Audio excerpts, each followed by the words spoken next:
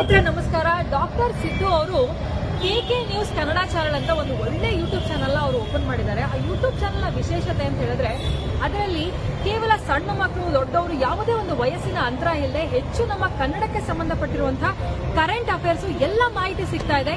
ದಯವಿಟ್ಟು ಹೆಚ್ಚಿನ ಸಂಖ್ಯೆಯಲ್ಲಿ, ಅದರಲ್ಲೂ ನನ್ನ ಯುವ ಸ್ನೇಹಿತರು ಹೆಚ್ಚಿನ ಸಂಖ್ಯೆಯಲ್ಲಿ ಯೂಟ್ಯೂಬ್ ಚಾನೆಲ್ನ ಸಬ್ಸ್ಕ್ರೈಬ್ ಆಗಿ ಫಾಲೋ ಮಾಡಿ ಹೆಚ್ಚು ಕನ್ನಡ ಪರ ಜ್ಞಾನವನ್ನ ಬೆಳೆಸ್ಕೊಳ್ಳಿ ಅಂತ ಹೇಳೋದಕ್ಕೆ ಇಷ್ಟಪಡ್ತೀನಿ. ನಾನು ನಿಮ್ಮ ನಿರೂಪಕಿ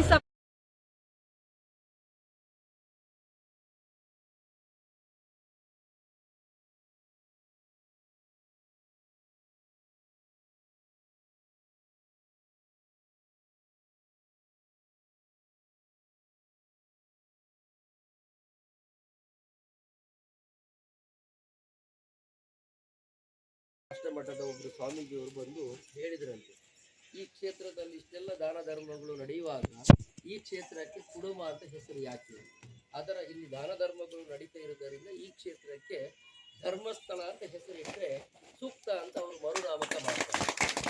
ಆ ನಂತರದಲ್ಲಿ ಅದು ಇವತ್ತು ಎಲ್ಲಿ ಹೋದರೂ ಕೂಡ ಧರ್ಮಸ್ಥಳ ಎನ್ನುವಂಥ ಒಂದು ದೇವಸ್ಥಾನ, ಧರ್ಮಸ್ಥಳ ಎನ್ನುವಂಥ ಗ್ರಾಮ ಎಲ್ಲಿ ನೋಡಲಿಕ್ಕೆ ಸಿಗ್ತದೆ ಅಂದರೆ ಆ ಭಾಗದಲ್ಲಿ ಅಲ್ಲಿ ಮಾತ್ರ ಅದು ಸಿಗುತ್ತೆ. ಅದು ಪರಂಪರೆ, ಮೊದಲಿಂದಲೂ ಕೂಡ ಅದೊಂದು ಪರಂಪರೆ.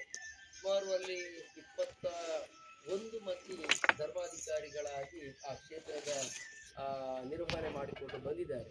ಇವತ್ತು ಈಗ ಪ್ರಸ್ತುತ ಇರುವವರು ಯಾರು ಅಂದರೆ ಧರ್ಮಸ್ಥಳ ಧರ್ಮಾಧಿಕಾರಿ ಡಾಕ್ಟರ್ ಡಿ ವೀರೇಂದ್ರ ಹೆಗ್ಗಡೆಯವರು ಅದರ ಅಲ್ಲಿಯ ಧರ್ಮಾಧಿಕಾರಿಯವರು ಆಗಿ ಕೆಲಸವನ್ನು ಮಾಡ್ತಾ ಬಂದಿದ್ದಾರೆ. ಅದು ಪ್ರತಿಯೊಬ್ಬರೂ ಕೂಡ ಅಲ್ಲಿ ಒಂದು ಧರ್ಮಾಧಿಕಾರಿ ಅಥವಾ ಪಟ್ಟ ಆದ ಮೇಲೆ ಅವರ ಕೆಲಸ ಏನಿರ್ತದೆ ಅಂದರೆ ಅಲ್ಲಿ ಆ ಕ್ಷೇತ್ರವನ್ನು ಮುನ್ನಡೆಸಿಕೊಂಡು ಬರುವಂಥದ್ದು, ಬಂದಂಥ ಭಕ್ತರ ಕಷ್ಟ ಸುಖವನ್ನು ಕೇಳುವಂಥದ್ದು, ಮತ್ತು ಏನಾದರೂ ಒಂದು ಸಾಧ್ಯತೆ ಆಗುವಂಥದ್ದು ಸಹಾಯವನ್ನು ಮಾಡುವಂಥದ್ದು ಅವರ ಕೆಲಸಗಳು. ಆದರೆ ನಮ್ಮ ಧರ್ಮಸ್ಥಳ ಧರ್ಮಾಧಿಕಾರಿ ವೀರೇಂದ್ರ ಹೆಗ್ಗಡೆಯವರು ಕೇವಲ 19 ವರ್ಷ ವಯಸ್ಸಿರುವಾಗ ಅವರು ಪಟ್ಟ ಆಗಿದ್ದಾರೆ. ಅಂದರೆ ಅವರ ತಂದೆಯ ಕಾಲ ಆದ ನಂತರ ಅವರು ಅದರ ಪಟ್ಟವನ್ನು ವಹಿಸ್ಕೊಳ್ತಾರೆ.